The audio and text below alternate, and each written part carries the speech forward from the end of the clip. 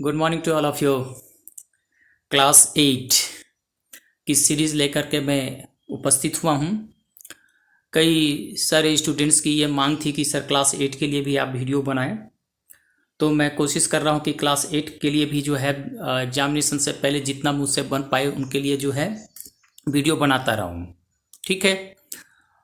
और ये वीडियो बनाने से पहले मैं आप लोग से थोड़ा सा रिक्वेस्ट कर सकूँ कि आप इस वीडियो को ज़रूर अंत तक देखें। देखने के बाद लाइक, शेयर और सब्सक्राइब ज़रूर करना, जिस तरह से हर वीडियो बनाने वाले आपको कहते हैं।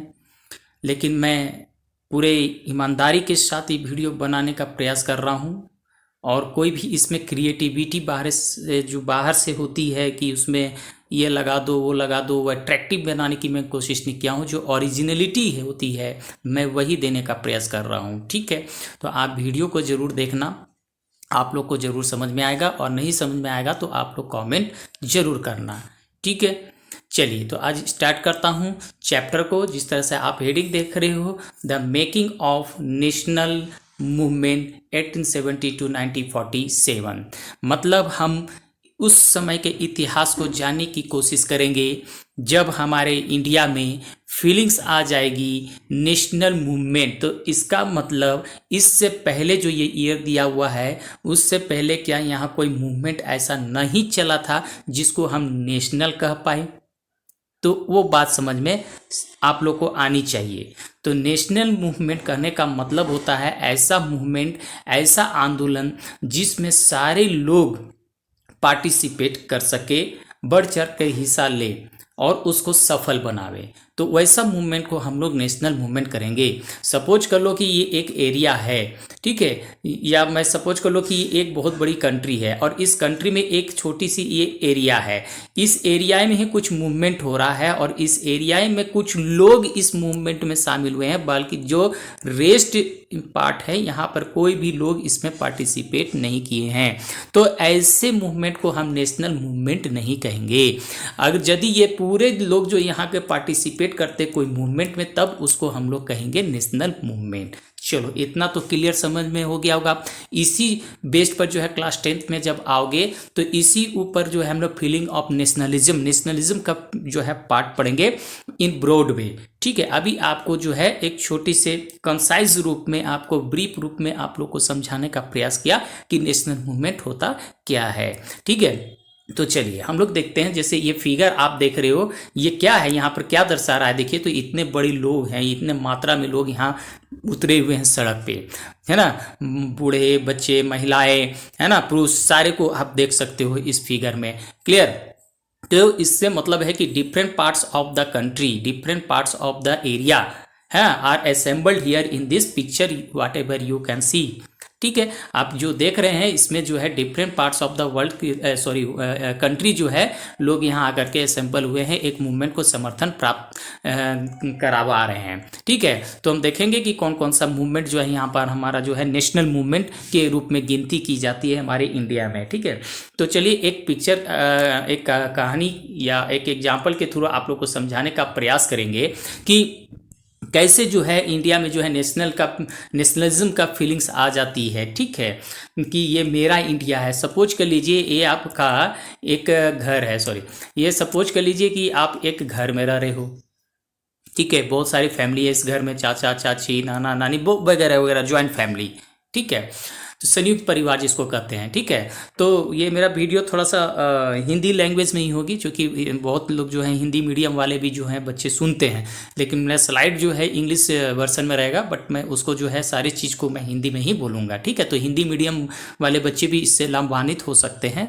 ठीक है। चलो, अब क्या है कि एक घर है, इस घर में बहुत सारे फैमिली रहते हैं, संयुक्त परिवार रहते हैं। और सपोज कर लीजिए कोई एक गेस्ट जो है आपके घर में आता है कि भाई हमको रहने दीजिए कुछ दिन के लिए, हम यहाँ काम करने आए हैं, काम होते ही शायद हम चले जाएंगे। तो आप लोग कहते हैं ठीक है आप रहिए, कोई दिक्कत नहीं है, 1 महीने 2 महीना जो मर्जी है आपका, जब तक काम नहीं है तब तक आप रहिए, अब इसको रहने दिए। अब ये क्या देखता है, ये बंदा क्या देखता है धीरे धीरे कि आपस में घर में बहुत लड़ाई करते हैं, आपस में सब जो है लड़ाइयाँ होती है, और ये जो यहाँ पर संपत्ति भी बहुत है इस घर में, तो ये क्या करेगा, एक दिन प्लानिंग करेगा कि इस घर को कैसे जो है हम अपने अंडर में ले ले, इस पर हम कैप्चर कर ले। क्यों? क्योंकि ये लोग आपस में लड़ते रहते हैं, तो उसका कोई फ़ायदा उठाना चाहिए। अभी क्या करेगा, तो धीरे धीरे जो है इस मेंबर को अपने पक्ष में लाएगा, इस मेंबर को अपने पक्ष में लाएगा, फिर दोनों को लड़ा देगा कि भाई जैसे तुम लोग दोस्ती में होती है ना, कि एक को कहते हो कि देखो ना तुम्हारे बारे में ऐसा बोला, वो दोस्त बोलेगा तुम्हारे में अच्छा ऐसा बोला, अब दोनों आकर के क्या करते हो, फाइटिंग करते हो, अच्छा तुम ऐसे बोलते हो वैसे बोलते हो, जबकि हकीकत कुछ और है, और दोनों को लड़वा देते हो और तुम बड़ा मस्ती लेते हो, है ना। तो वही चीज़ यहाँ पर भी है, प्रैक्टिकल में जो है ब्रिटिश लोग ने इसको जो है इम्प्लीमेंट किया, लागू किया, है ना। हम लोग थियोरिटिकली सोचते हैं कि इस तरह से होता है, लड़ने लड़ाने में फूट डालने वाला है, लेकिन वो प्रैक्टिकल किया, ठीक है, आपस में लोगों को लड़वा दिया। अब ये धीरे धीरे क्या किया, लड़वाने के बाद कमज़ोर हो गया, तो यहाँ पर अपनी जो है यहाँ पर क्या करेगा, धीरे धीरे कहेगा कि भाई ये कुर्सी मेरा है, ये मेरा बेड मेरा है, मुझे यहाँ सोने दो। अब घर वाला परिवार सोचेगा ठीक है गेस्ट है, दे दो, कोई दिक्कत नहीं है, लेकिन धीरे धीरे देख रहा है कि सारे कब्जा करते जा रहा है, तो कहीं ना कहीं जो है घर वाले को डाउट होगा कि यार ये तो आया था काम करने के लिए, इसको तो जितना छूट दे रहे हैं उतना वो आगे बढ़ते चला जा रहा है। कभी कुर्सी जिस पर हम बैठते थे वो जो है थिया लिया कि हम बैठेंगे, बेड है तो बेड पर वो जो है वो अपना कब्जा कर लिया, धीरे धीरे घर पर कब्जा करते रह रहा है। तो अब आप लोग सडनली जो है जागोगे और सब परिवार मिल करके इसको जो है हटाने की कोशिश करोगे, लेकिन तब तक बहुत देर हो गई होगी। क्यों? क्योंकि इसके पास बहुत शक्ति आ गई होगी। शक्ति कैसे आ गई? क्योंकि इनके पास बहुत पैसे आ गए होंगे, दूसरे को ला करके आपके प्रति जो है भड़का देंगे, ठीक है, दूसरे भाड़े पर ला करके लोगों को बोले इसको हटाओ और आप ही को घर से निकाल देंगे। जैसे फिल्मों और टीवी में भी सीरियल में भी देखते होते हो किस तरह से जो है चल करके जो है पूरा पेपर का साइन करवा लेता है और उसके घर वाले को निकाल दिया जाता है। इस तरह आप लोग देखते होंगे, है ना। तो उसी टाइप से यहाँ पर बात बन रही थी, यानी हम उस स्थिति को हम समझाने की कोशिश कर रहे हैं कि इंडिया भी हमारे जो एक भारत देश है, वो भारत देश क्या हुआ कि हम लोग आपस में लड़ते रहते थे और इसी का फ़ायदा उठा करके हमारे जो है फॉरेनर्स लोग आए, ठीक है, पोर्टुगीज आए, डच आए, फ्रेंच आए और ब्रिटिश आए। तो मेनली हम लोग ब्रिटिश की ही कहानी पढ़ेंगे, क्योंकि वही जो है जो है बहुत ज़्यादा दिनों तक हमारे इंडिया में राज किए और हम लोग को गुलाम जो है बना करके रखा, और हमारे जितने भी रिसोर्सेस, इंडिया का रिसोर्सेज जो है ना, वहाँ का यूटिलाइज किया अपने पक्ष के लिए, अपने फ़ायदा के लिए, और इंडियंस लोग को गरीब और गरीब बनाता चला गया, है ना। यहाँ के लोगों को जो है एडवांटेजेस किसी चीज़ में नहीं मिलती थी, चाहे नौकरी में हो, चाहे आपका एग्रीकल्चर के फील्ड में हो, है ना, चाहे और किसी भी जो है पोस्ट में जो है केवल अंग्रेजों को ही ऊपर पोस्ट मिलेगा, नीचे जो है इंडियंस लोग को नहीं मिलेगा। सरकार केवल जो है अंग्रेजी बनाएंगे, वो नहीं बना पाएंगे। तो हर तरह से जो है हम लोग को एक्सप्लॉयटेशन करने के लिए, अत्याचार करने के लिए ही वो आया था धीरे धीरे, ठीक है, और कब्जा कर लेता है पूरे इंडिया को। तो उसी चीज़ की कहानी को हम लोग अब डिटेलिंग जो है इस चैप्टर में हम लोग पढ़ेंगे। अब आप लोग को बात समझ में आ गई होगी कि ब्रिटिशर्स की चाल क्या थी, मंशा क्या थी, आए थे किस लिए, आए थे ट्रेड करने के लिए। धीरे धीरे जो है हमारे पॉलिटिकल यानी राजनीतिक क्षेत्र में भी जो है और आर्थिक क्षेत्र में, इकोनॉमिक एस्पेक्ट्स में भी जो है अपना हस्तक्षेप करने लगे, इंटरफेयर करने लगे, और हमारे इंडिया को क्या किया, उसने कैप्चर कर लिया और हम ही लोग को गुलाम बना दिया, जबकि वो हमारा ही है ना। तो ये जब फीलिंग्स आ जाएंगे इंडियंस लोग में कि भाई ये हमारा भारत देश है, हम लोग का है और हम लोग के लिए ही राज करने के लिए ये देश बना है, हम लोग राज करेंगे, ये ब्रिटिशर्स यानी जो बाहरी लोग आए ये कैसे राज करेगा, ये फीलिंग्स पहले नहीं जाग रही थी। अब इनके दिमाग में, इंडियंस लोग के मन में ये फीलिंग्स जाग जाएगी। और जगाने वाले कौन होंगे? एजुकेटेड लोग होंगे, फिलोसफर्स लोग होंगे, उन लोग जो है सोशल रिफॉर्मर्स होंगे, वो लोग आकर के लोगों को अवेयरनेस फैलाएंगे, सचेत करेंगे, जगाएंगे, तब इंडियंस जाग जाते हैं, फुल फॉर्म में आएंगे। यस, अब उनका कोई लीडर भी होना चाहिए। फुल फॉर्म आने से क्या होगा, कोई लीडर होगा तब ना सब उनके पीछे चलेंगे। जैसे अब इंजन, जैसे सपोज के लिए ट्रेन की जो है बोगी है, ये बोगी को खींचेगा कौन? ये बहुत बड़ा फैसिलिटेड है, बहुत अच्छी अट्रैक्टिव लग रहा है, लेकिन किस काम का, जब तक इसको जो है इंजन न खींचे। उसी तरह से इंजन के रूप में कोई लीडर होंगे और सारे इंडियंस जो है बोगी के रूप में काम करेंगे, चल मेरे पीछे पीछे केवल साथ दे, बाकी हम संभाल लेंगे, है ना। तो लीडर्स भी यही किए, बस इनका समर्थन चाहिए था जनता लोग को। जो जनता लोगों का समर्थन मिल गया उसी को हम लोग नेशनल मूवमेंट कर देंगे, मास मूवमेंट कहेंगे, है ना। आगे हम लोग देखेंगे चैप्टर में। तो कुछ यहाँ पॉइंट्स आप लोग को यहाँ देखिए कि जो हम लोग पढ़ चुके थे कि ब्रिटिश कैसे आए थे। ब्रिटिश जो है हमारे जितने भी टेरिटरीज थे और किंगडम थे उसको क्या कर लिया, टेक ओवर मतलब ले लिया, ठीक है। जितने भी राजा रजवाड़े लोग यहाँ रहते थे, किंगडम्स होते थे, उसको भी अंडर में ले लिया कि अब तू राजा अब नाम का है, काम का केवल हम हैं, तू खाली बैठा रहा कुर्सी पे, है ना। तो बाद में देखेंगे कि उसका इफेक्ट क्या पड़ेगा, लेकिन ब्रिटिशर ने ये सब करना शुरू कर दिया, ठीक है। नए नए कानून बनाना शुरू कर दिया, है ना। एडमिनिस्ट्रेटिव इंस्टीट्यूशंस बनाने शुरू कर दिए, जैसे पहले पुलिस विभाग नहीं थी, है ना, थाना वगैरह नहीं होते थे, जैसे आज डीसीयूसी देखते हो, रेवेन्यू डिपार्टमेंट देखते हो, बहुत सारे डिपार्टमेंट देखते हो, उस समय उस नहीं थी। तो ब्रिटिशर्स ने ये सब चालू किया था, स्टार्ट किया था केवल अपने फ़ायदे के लिए, लेकिन ये फ़ायदा जो है वो सोच करके अपने लिए किए थे, लेकिन इंडियंस उसका बहुत फ़ायदा उठाया, ठीक है। देखेंगे कैसे। अब जो है पीजेंट्स और ट्राइबल्स का भी, जितने भी जो आदिवासी लोग हैं या फिर जो भी एग्रीकल्चर से रिलेटेड लोग हैं, फार्मर्स लोग हैं, उनके भी कंडीशंस को उन्होंने ख़राब कर दिया था। कैसे, तो हमने देखा था कि भाई बहुत सारे टैक्सेस, हैवी टैक्सेस लेकर के आए थे, है ना। उनके जो हैं लॉज लेकर के आए थे कि भाई जो है आप जंगल में ये सब फॉरेस्ट का जो भी चीज़ है आप इस्तेमाल नहीं कर सकते हैं, है ना। तो बहुत सारे ट्राइबल्स लोग भी इफेक्टेड हुए, जबकि हम लोग जानते हैं आदिवासी लोगों का जीवन कहाँ होता है, जंगल में ही बीतता है, जंगल से ही जो चीज़ होता है वो प्रोड्यूस होती है, तो उसको अपने जीवन में उतारते हैं, है ना। लकड़ी ले जाते हैं, फल फूल लेते हैं, जानवर को हंटिंग करते हैं, तो आदिवासी का वही है। तो ये सब चीज़ मना कर दिया गया था आदिवासी, तो आदिवासी भी तो फिर क्या करेंगे, एनवायर्ड हो जाएंगे, गुस्सा होंगे, और उन गुस्सा करके क्या करेंगे, ब्रिटिश के ऊपर उतारेंगे। तो उतारने से क्या फ़ायदा होगा, कुछ होगा, उनको तो हरा ही देंगे ब्रिटिश। लेकिन देखेंगे आगे कि क्या बात बनती है, अभी हम केवल समझा रहे हैं आपको टर्म्स को, ठीक है। तो वो चीज़ आ गया। फिर हम देखेंगे कि एजुकेशन सिस्टम में चेंजिंग होगा। तो चार्ल्स वुड्स आपने पढ़ लिया होगा, तो आगे से मैं पढ़ा रहा हूँ, है ना। 1854 का जो है चार्ल्स वुड डिस्पैच जिसको बोलते हो, है ना, एजुकेशन मैग्ना कार्टा। तो बहुत सारे इसके तहत जो है इंडिया में एजुकेशन हब बनने लगा, है ना। आप देखोगे कि कॉलेज बनने लगा, यूनिवर्सिटीज़ बनने लगी, है ना। वो सारी चीज़ देखेंगे हम लोग। वुमेन का कंडीशन सुधारने लगा, है ना। बहुत देखेंगे सती प्रथा और जो भी है वो सारे जो को बंद किया गया, है ना।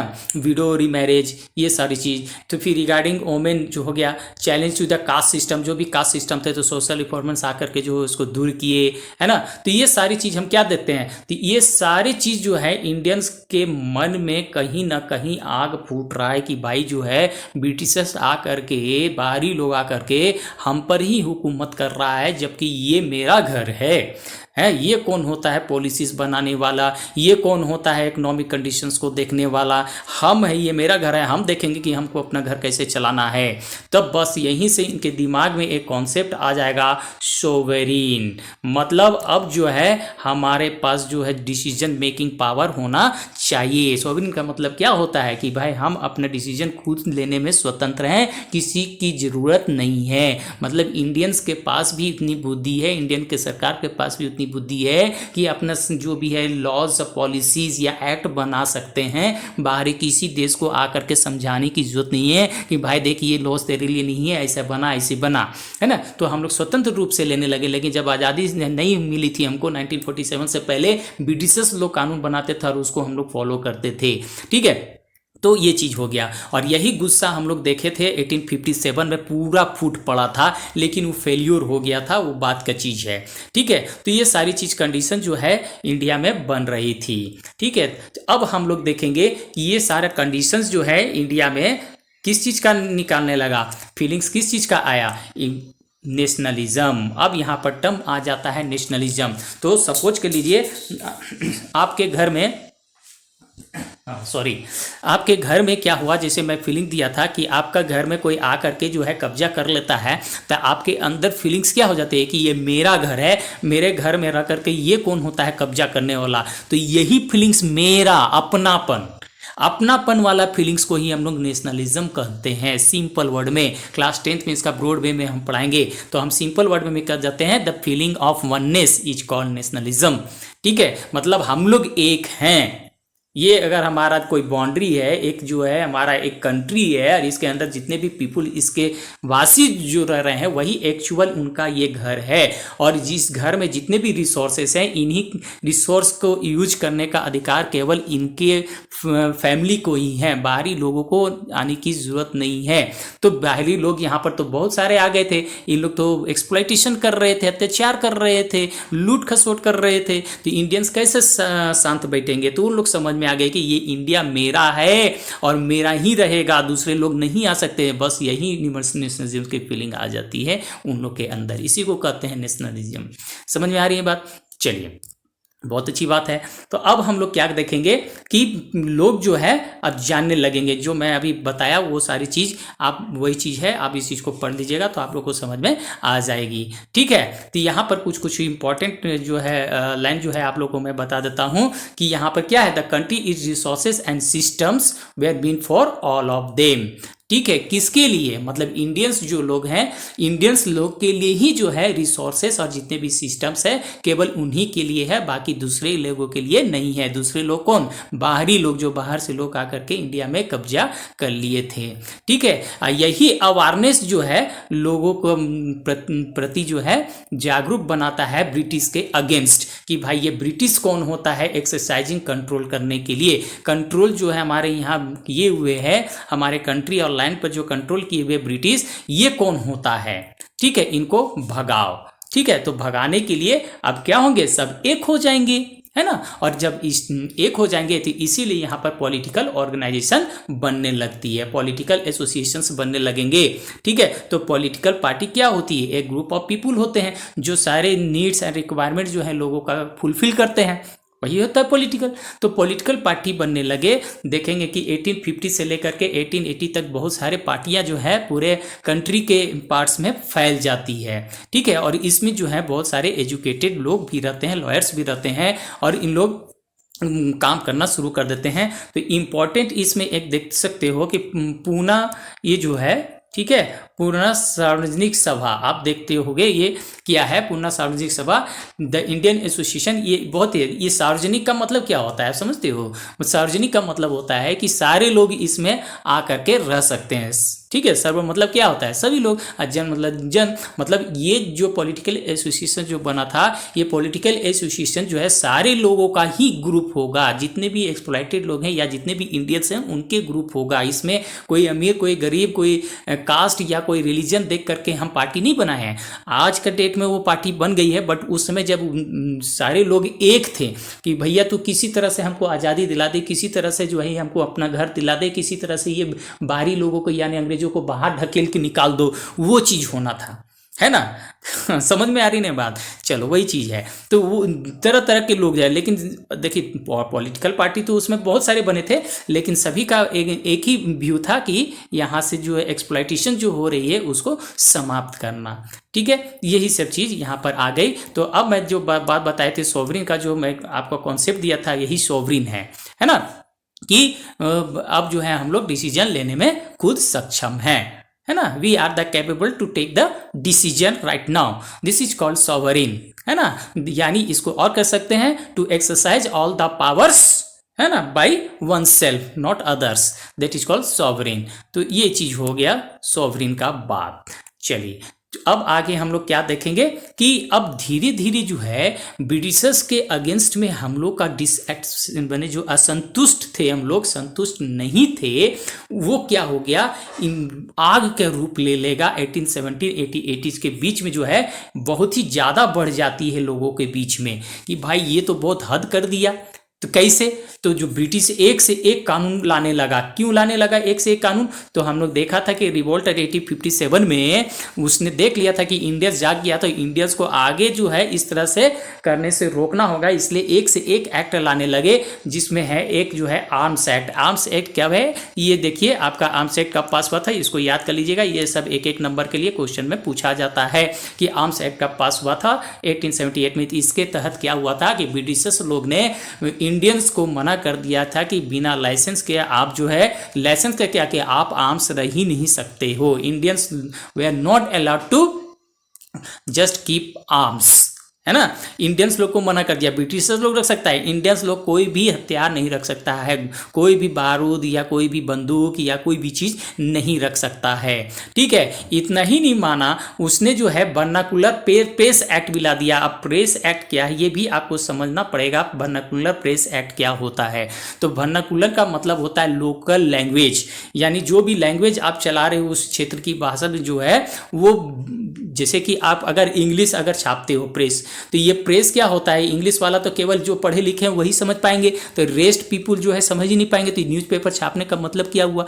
तो हम लोग क्या करते हैं कि लोकल लैंग्वेज में जो है हिंदी है या फिर बंगाली है या उर्दू है, जो भी चीज़ है उस लैंग्वेज में जो है प्रेस उस समय छपती थी, ताकि जो है सारे लोग समझ पाए कि एक्चुअली क्या ब्रिटिश हमारे साथ कर रहे हैं। क्योंकि उसमें बहुत सारे अनएजुकेटेड लोग भी थे, तो उनकी भाषा में ही हम लोग को बोलना पड़ेगा। जैसे आज हम लोग देख रहे हैं कि बहुत सारे स्टेट क्या कर रहे हैं कि अपना जो भी एग्जाम लेता है तो उसमें एक लोकल लैंग्वेज जरूर डाल देता है कि भैया इसमें आपको पास होना चाहिए, ताकि आप जब अधिकारी बनो, जब भी आप कोई सरकारी एम्प्लॉय बने, तो आपको कहीं भी जाना पड़े गांव में या शहर में, तो वहाँ के लोगों से आप कैसे इंटरेक्ट करेंगे जब उनकी भाषा कोई नहीं समझेंगे। इसलिए वहाँ के लोकल लैंग्वेज आपको जानना जरूरी है। तो उसी तरह से वहाँ भी वर्नाकुलर प्रेस एक्ट लागू कर दिया गया था। ठीक है, और इसमें क्या किया गया था कि भाई इसमें क्या किया गया था कि वो चीज़ आप ब्रिटिश के अगेंस्ट कोई भी चीज़ नहीं छाप सकते हो, ब्रिटिश के अगेंस्ट कुछ भी नहीं बोल सकते हो, ये एक्ट निकाल के ला दिया गया।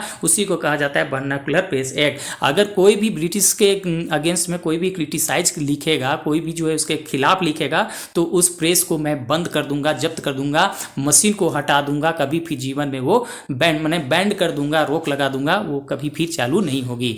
ठीक है, तो इस तरह से जो है ब्रिटिशर्स लोग ने करना शुरू कर दिया। बताओ, ब्रिटिश वो देख चुका था कि 1857 में ब्रिटिश माने इंडियंस लोग क्या क्या कर सकते हैं, इसलिए जो है ये सारे कानून लेकर के आते हैं। तो अब तो इंडियंस तो जाग चुके हैं, जब एक बार आग लग गई है तो उसे क्या डर कि भाई हमको आग लगे चाहे नहीं लगे, आग तो लग ही चुकी है।